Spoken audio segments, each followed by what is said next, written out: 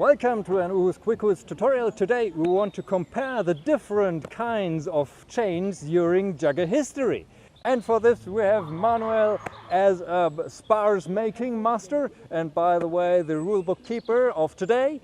And we have myself, who was rulebook keeper and has quite a lot of old chains indeed. And he has quite a lot of new chains, so this fits perfectly for us.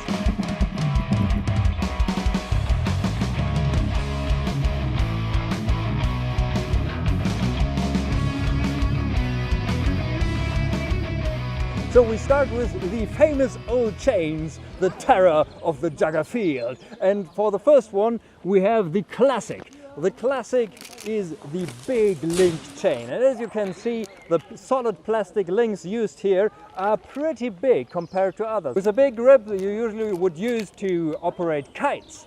And this chain, as you can see, it's heavy. It has even a rope here, so if it breaks that it doesn't fly away. It's very heavy, it's hard to get in motion, and yes, he is in awe for it. And you can see it's operable, that works, but it's not the most easy one, and even the sound is beautiful. These solid links have been padded at the last meter for safety reasons, but even so, not only the opponent could be hit into the face with these links, which wasn't nice, I can tell you. I was one of the victims.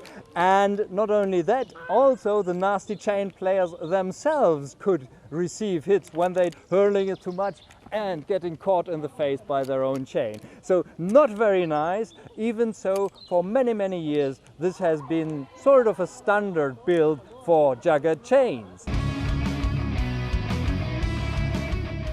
Alternately, we have the smaller link chain here. The difference is not that great.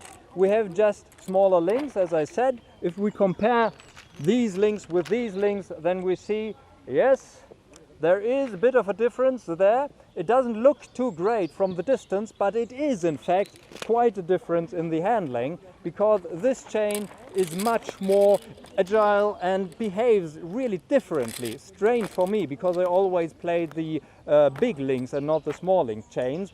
The other difference is that those were solid chains, as said, solid plastic links. These are hollow links, which led to the problem then that if you played by the hollow links, which were usually easily accessible in stores, hardware stores, then they would break even more, even easier, even faster than the solid big link chain. So you had to fix the chains sometimes right during the game. When your chain player was unlucky, then their chain was just flying around the field. They had to collect the chain, run off from the field. Your own team, yes, probably had lost the round, and probably lost more if the chain player didn't had the opportunity to fix the chain in time.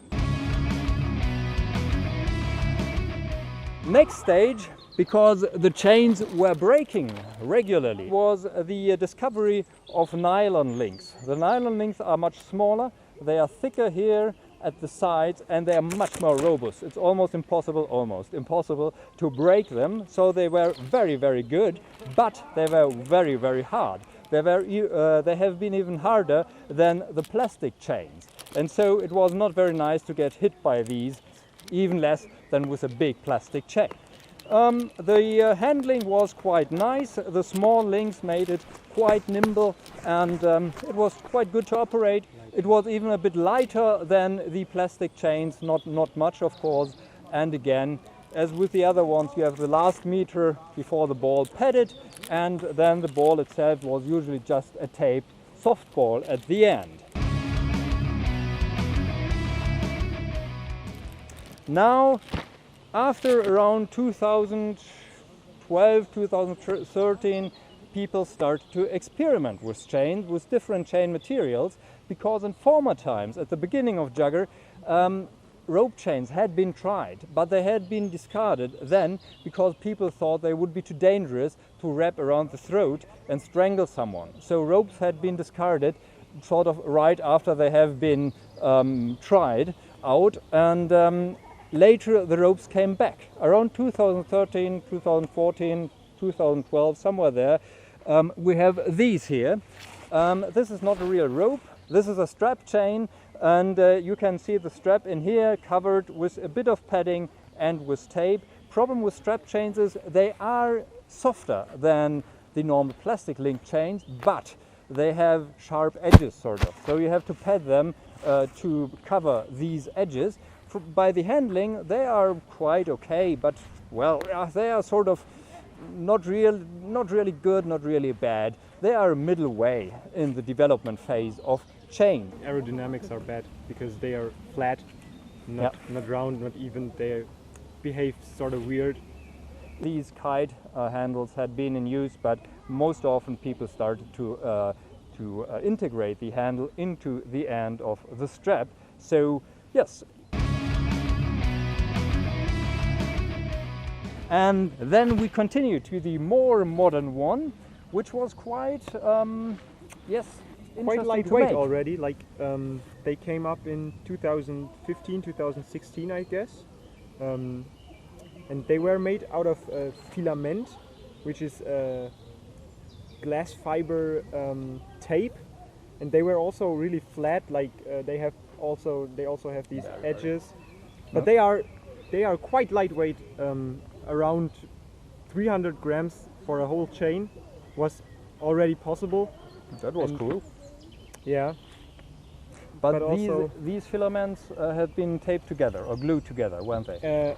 Exactly. And the main problem was the connection to the ball, because on the connection points, the filament tape very fast it lost its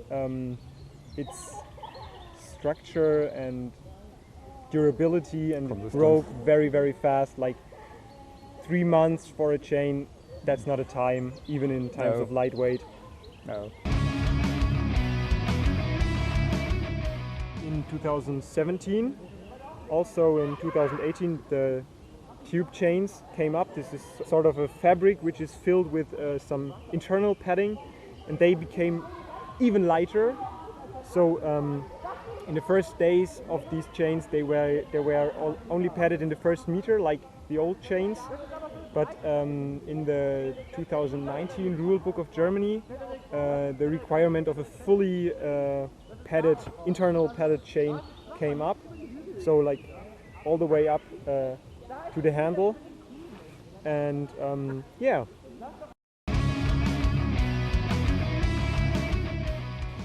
The next step in like 2019, maybe 2018, was even thinner tubes, which were the old ones were at maybe 25 millimeters in diameter, and they are like 16 millimeters in diameter. They are already used in many clubs, and they are just smaller, lighter, and in comparison to the ball weight, the chain becomes much lighter. So the control over the ball and the possibilities to move with the chain and to move the ball around blocks or to start certain maneuvers became even better. And also the backhand swing, backhand swing from upwards came up not only through these chains, but also through the development from the original chain links, which hurt very much in the faces of players. It even had been forbidden to do a backhand swing in former times, like because the danger 2012, I guess. Yeah, because the danger was too great to get hit in the face. Exactly, and as the chains became lighter, softer, and much more of a pleasure to be hit with, the development of anti-chain players started to get more active, and players started to charge into chains and to accept certain hits with the straps or ropes on the head, maybe on the back, and it wasn't such a problem like in former days. Mm-hmm. You said that the covering of the ball, which has been quite usual in former times and the usual way to make chains, either by using tape or by using latex or something, if you want to form a fist or something, that this is now frowned upon. Could you please explain why it's not that popular anymore to have fully covered tape chains? It's because the ball gets more weight in comparison to a simple soft ball in a quite lightweight net. And we don't want weight. That's we true. don't want the weight. Most of all, if we have very light ropes, like if my chain is very light and my ball is very heavy, the comparison gets somehow weird. And also the danger of fully taped balls, which can't be compressed, that good. Yes, like if I like to compress this one with my finger, and I try this against the ball, I'll break my finger. It's much harder, and so the risk of getting hit in the face or on the ears, maybe on the nose, is there, and we have to minimize the risk by developing better sports gear, which is in fact happening in Jugger.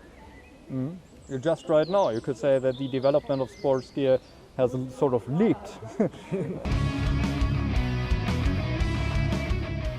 Another thing that's quite good with the sort of modern way to make the chain balls, or to fix the chain balls to the chain or the tube in that case, is that of course you can change the ball quite easily when it's, for example, it becomes wet because it's raining, or if it's damaged for some reason. Then you just pull it out and you can flip in a new ball and continue playing. So that's quite attractive as well. It's lighter, it's less dangerous, and it's easy to fix if the ball gets damaged. So quite a lot of positive points there, indeed.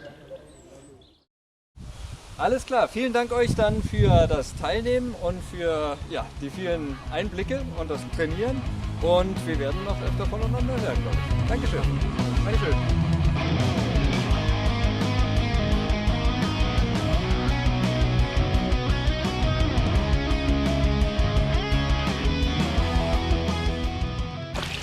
Woo!